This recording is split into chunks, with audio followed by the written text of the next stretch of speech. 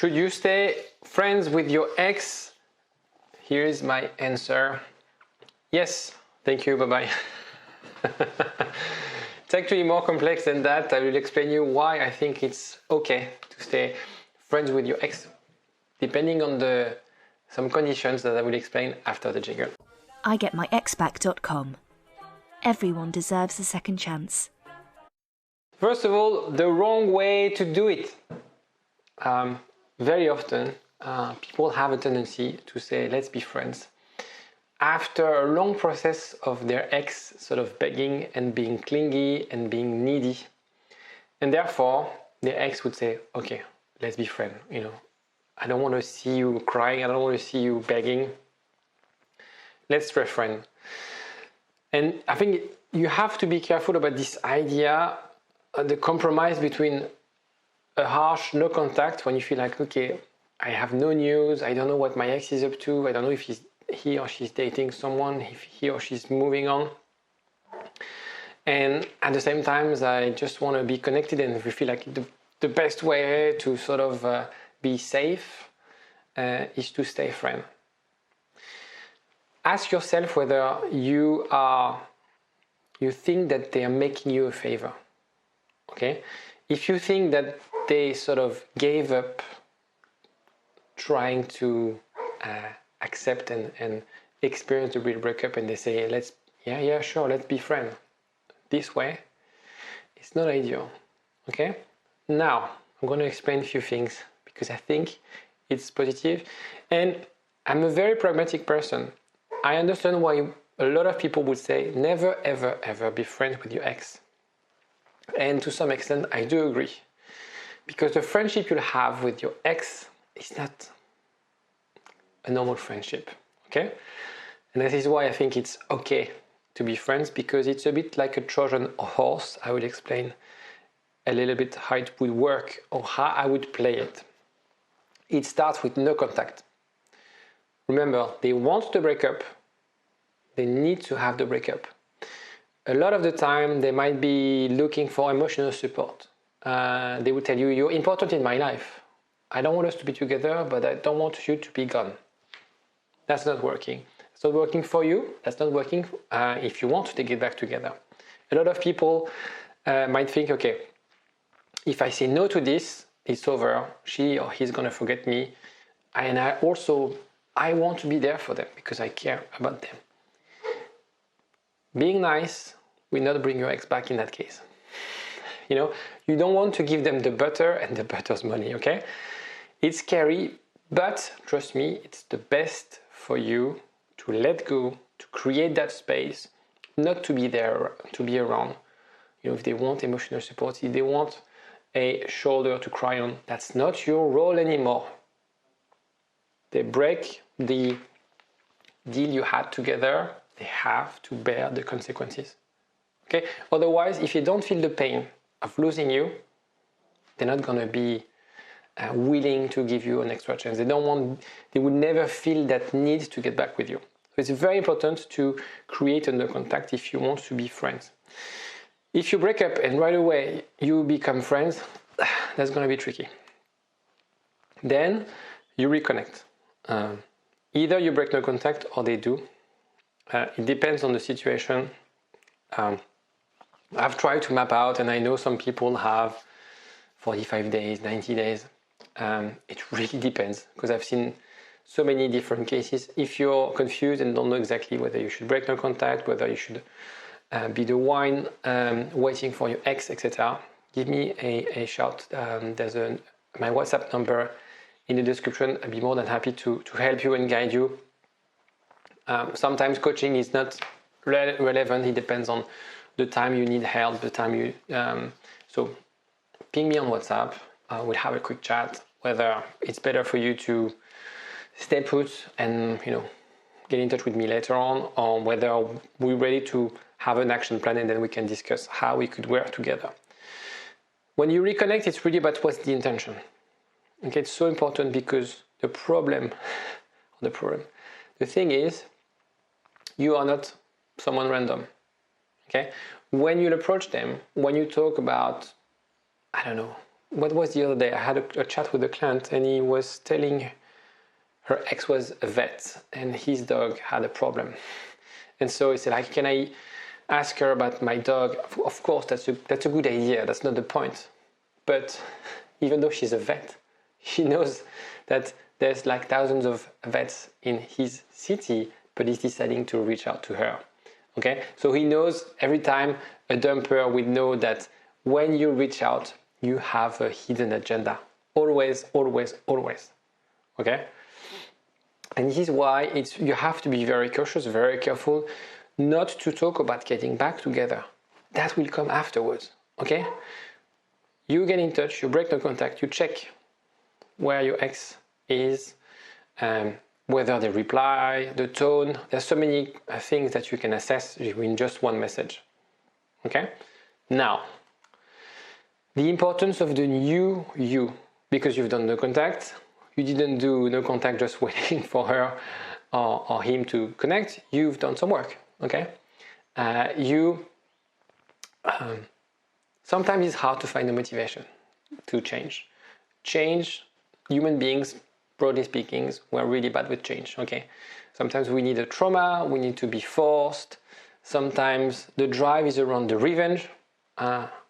She made me suffer. I'm going to have people use this body revenge. I'm going to work out, I'm going to be so handsome, so hot that she or he would sort of die getting back with me. The pride, the fear, there's so many drives. I don't care. I don't care if it's revenge. What I care is that you are making progress. What I care is that you increase your value in a way. In their eyes, you lost value. You came from a place where you were, 10 out of 10 in the eyes. They said yes to you when you got married, and that was their happiest day in their life. But now, for some reason, that's not the point of this video, for some reason your value decreased. And the idea is to, in a very schematic way, if you're a high value person, you don't have to sell it, okay? Luxury products, of course, there's a bit of marketing, but it's very exclusive. They don't have to sell it with like promotion and, get 50% for the 5 first people and stuff like that, okay? So don't think that they're not interested because you are not promoting yourself well enough. It's not about that, it's about the product. Okay, so see yourself as a product, you're the iPhone 20. Okay, of course there's a lot of marketing behind iPhones and Apple, but it's really about the product itself. I don't know if using iPhone is a good image, because now people are complaining that they just replicate, just change the number behind. It always starts with friendship, always, always, always. That's why I think saying that you should never ever be friends with the next, there's always a period where you're not together, you reconnect, and then you're together. But this reconnect, let's label it friendship. It's a different kind of friendship, but it's two people getting to know each other, okay? Of course, there was attraction when you met, and it took some time to get together. It's exactly the same way when you met your ex for the first time. Perhaps you had sex and sort of moved in together the first day. Perhaps not. It's really the same thing. It's really about how you construct step by step and recovery. What you need to do, and sometimes it's hard, sometimes it depends on people. It's more about the perception than about your psychology or about your character. What you have to measure is the progress versus the status. A lot of the time people feel like, we're still not together. And they fail to realize that a month before, their ex blocked them. 2 weeks before, they didn't want to meet up. And this week they just met. And you feel like, we're still not together. So it's really about measuring the progress. And make sure you don't end up in a dead end. And here is the misconception about friendship, what I call the friendship trap. When you don't feel your ex is investing in rebuilding more intimacy. So when they just do the bare minimum, when they just accept to be friends with you, and you have to question, so what's in it for them?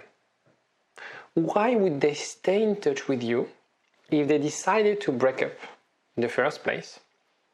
Is it because they have pity? Is it because they want emotional support? Is it because of the social pressure? You have a big group of friends and they feel like, okay, I don't want to break this group of friends, so I want to stay in touch with my ex. Those things are really bad reasons to stay friends with someone, because you will never, ever, ever get what you're after. Okay, so be mindful of this friendship trap. And last question is, are you doomed? Check whether you can have a great time together. So friendship, if it's just about hanging out with a bunch of people, that's not working.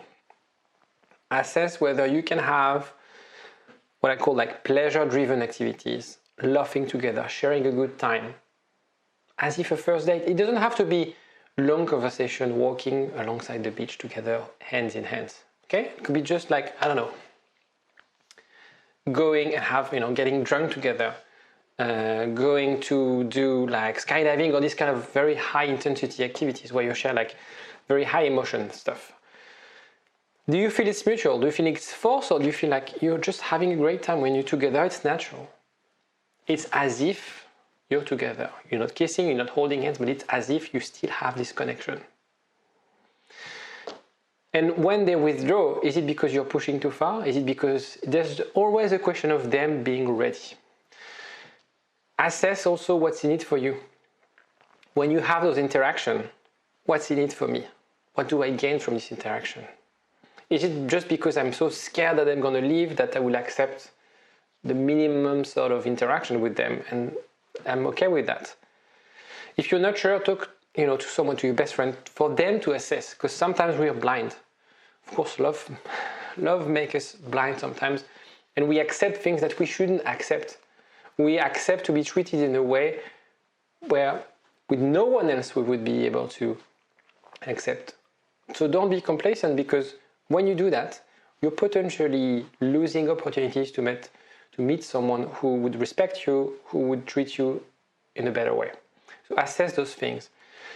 It's very important, because unless you do those things, unless you really see things for what they are, you will end up in that friend zone, in that dangerous space. One thing you have to also be aware of, and I think mindful of, is when we label things. And that's why when people say, I told my ex I don't want to be friend, I think the danger is when they label things. When you start dating someone, you don't say, I'm your date or I'm your friend. Right? You don't have to label it.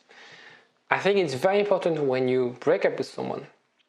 The labeling aspect, it's a sort of protection thing. Ideally, you want to be friends with them, but not them saying, let's be friends. Not you saying like, should we be friends? Okay, it needs to be implied, but labeling things would make things worse. Because of course, if you have the label friends, it's going to be very hard to step outside of this sort of role of this label. If you have any other questions, and I know a lot of people have tons of questions about friendship, let me know in the comment section. I'll be more than happy. I'm pretty sure there's going to be a big debate whether you believe if you should be friends with your ex or not. I'm really looking forward to see your messages, and let's try to see if people agree with me it's okay to be friends with your ex. Of course, it depends on everything I explained. Take care, bye-bye. For a long time, get up, nah, I ain't a quitter. Toss me the ball, I'm a really big hitter. Big picture, I'm a straight killer.